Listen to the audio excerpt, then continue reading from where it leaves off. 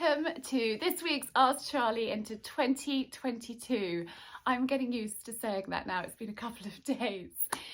Anyway, I hope that you've all had a lovely Christmas and New Year. We actually were really quiet, I think, because sort of COVID before and everything's a bit unsettled. We had lots of plans that were cancelled. We did have a gorgeous Christmas Day with some friends that were supposed to go to South Africa. We were actually supposed to go to Austria. Didn't happen, so we joined forces, which was great fun, but New Year was really quiet.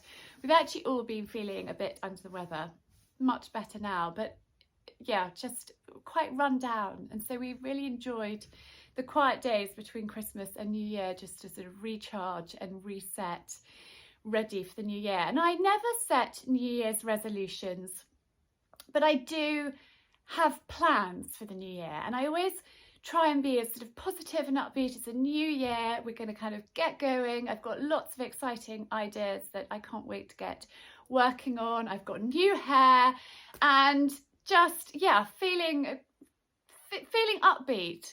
And I haven't been feeling upbeat, to be honest. It's been an effort. December has been an effort for me. I love Christmas and I get so excited about it, but I think having the boys off school for a couple of weeks before they broke up, it's been a super long holiday, and just now kind of raring to get back to a bit of normality and get going and focusing on work and exciting plans for New Year. And I think for me it's really important to have something positive to focus on for the new year. And so not having resolutions, not giving up anything, but what do I want to do? What do I want to achieve? And think of kind of positive things, whether it's, you know, redoing an area in the garden or a room in the house or something. Doesn't necessarily need to cost money. You can just rejig things, but have something positive to kind of focus on, I think is really crucial and important to go into a new year with a kind of positive mindset and have plans and ideas, whether you take some time just to kind of jot down what you want to achieve this year and what you want to do, whether you want to start a new hobby. I can hear some very noisy people outside the door. So Penny's puppies are leaving this week. By the time this actually comes out, they will have gone. But we are keeping Lady Florence. I'll introduce you properly to her in a minute. So Penny's daughter is staying with us, which is really exciting. Although with Lola, it now means that we're going to have 6 dogs, which is completely and utterly bonkers. I never ever thought we'd have so many dogs, but it's just worked that way. And I think because Penny had to have an emergency C-section, we won't breed from her again. And I'd like to keep the line going. So the plan is we'll breed from little Florence in a few years' time, all being well. We'll just see. I don't like to set things in stone because I think then you are setting yourself up for disappointment. And I think COVID has really, I don't want to say that word, but it's really taught us that so many plans have changed and been cancelled, and it can be so disappointing. So I never wanted to set things in stone before, but even more so now, you know, very much a believer, if it's meant to be, if it's meant to happen, it will. Obviously, we've got to do things to make things happen, and you can manifest things, but I don't want to set things totally in stone. And I have been, I don't know, in a real kind of funk, particularly after Christmas. I don't know, I think we were all feeling tired and run down and just worn out, to be honest. So it's been really good just to be quiet and recharge, reset, ready for the year ahead. But I do have some really exciting news for you. I have got a new man in my life, and he's called Colin. And he is tall, fair, and I think particularly handsome. I've agonised over this for quite a long time. It's not been an easy decision at all, and I will take you to meet Colin in a mo. But I'm going to give you a little bit of backstory. So Archie has just decided that he doesn't want to ride anymore, which is sad, but he is into so many different things, and that's great and that's fine. And you know, good for him. And I don't want to push him, because I think the more you push a child to do something, if their heart's not in it, they're just going to resent you. And so, you know, we had this discussion and he just said, look, mummy, it's really not for me. And he's a good enough rider to pick it up, or if he was to go and stay somewhere, or ever got the opportunity to go on like a riding safari or something like that, he could, and so that's totally fine. And so I've kept the pony that I bought for him and I've been riding her and I've been enjoying her.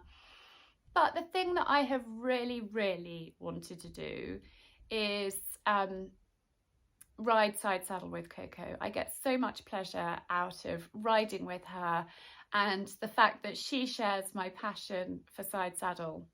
And that's something that I haven't been able to do. So this is where Colin comes into the whole thing, and I am hoping that Colin will take a side saddle. We actually haven't tried yet. I want him to settle in. He's only been here for a week, so it's really early days, but he is a perfect gentleman. He's a gentle giant. He's enormous. Not what I was looking for at all, but he's really well known. Some friends of ours are actually selling him, and for me, and I think this is why it's always so difficult when I am, buying a horse, and it's a particularly difficult decision for me. It's because I've had so many accidents trying new horses. I actually felt seriously stressed about the whole thing, which probably didn't help how I was feeling. But I went to try Colin, and he's just really lovely. So anyway, he is here, and I will take you to meet him. But first of all, I need to go and get Florence to introduce you to her properly. So here she is, little Florence. She is so sweet. She's not like Penny was as a puppy. Penny was really quiet and really calm and really snuggly, and this one is just absolutely full of beans, on a mission, aren't you? All the time you're on a mission.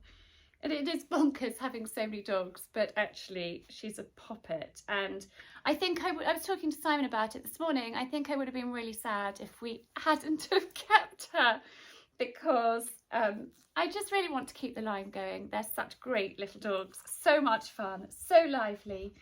And yeah, so she's bringing a lot of joy, a lot of noise, and keeping me on my toes. So yes, but it's always quite hard work when you've got a new puppy, particularly with Lola as well. I'm finding it quite time consuming, to be honest, and my kind of morning routine is all over the place, because it actually takes me quite a long time to do the puppies before I can go up and do the ponies. But anyway, I'm going to put her down because she's going to probably fall off the sofa. She's literally the busiest little girl I've ever met. Anyway, let's go up to the yard and meet Colin.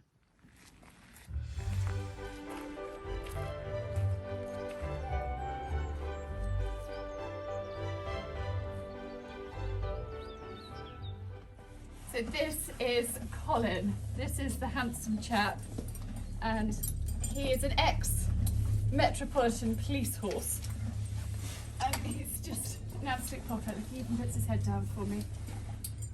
So hopefully we're going to have lots of fun together. We'll try the side saddle on him next week, see how he goes. He's a lovely chap. We've been having lots of fun hacking already. And I'm looking forward to getting to know him more. You stay there, you're not going out. You're going to stay in here tonight.